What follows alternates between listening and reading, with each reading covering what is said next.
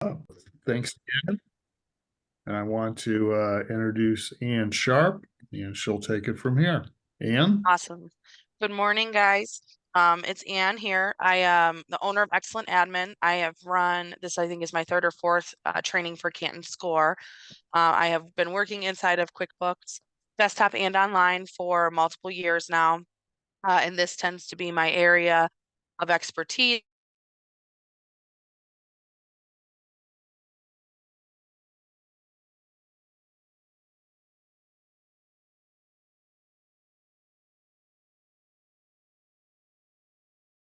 A file, and this week we're going to do the next level of things that you would do, which is going to include reconciliations, stuff to do with bills.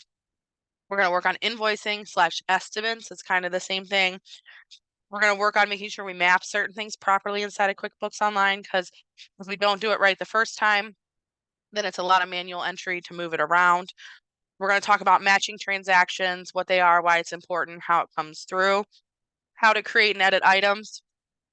Last week we talked about chart of accounts, creating and editing, making sure we do it accurately because QuickBooks Online has a certain amount of numbers. So now we're going to do the side of items, which are what go on your invoices and estimates. And then we're going to talk about like customer management, vendor management, things that you can put in for customization features and those types of things. So that's kind of our outline today. And then obviously, as we go through, all I ask is that if you have questions, just wait till I finish the segment on the section we're working about. For example, if we're talking about reconciliations, you can put your questions in the Q&A or in the chat, but I won't answer them until I finish talking about that entire section. Because sometimes I answer your question by completing the section. And then obviously I'll answer any questions you have between each section. And then we'll have a few minutes at the end of class today as well to talk about any additional questions that you guys might have. And then we'll talk about what's going to be in the next course, which is a week from today, and so on and so on. So that's going to be kind of our outline today.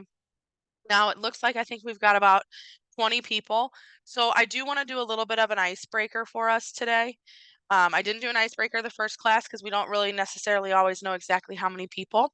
And because we're building the framework, it doesn't do a whole lot for us to do the icebreaker. But I'd like to have like 3 or 4 people tell me a little bit about themselves, the name, your business, your location, and the services that you do. And the reason we want to do this is because then I can use examples based on industries for the people that are on the call. So we can try to make this training even more personal to you, because I'm a firm believer that we learn by doing, which is why we do the training the way we do. And also, then it gives me good examples to pull from when I'm going through and doing all these individual items. So if you could, let's see here in the chat, if you want to do me type of thing so that we can unmute let's do 4 of you guys today to go through the icebreaker. So it's going to be kind of whoever answers first.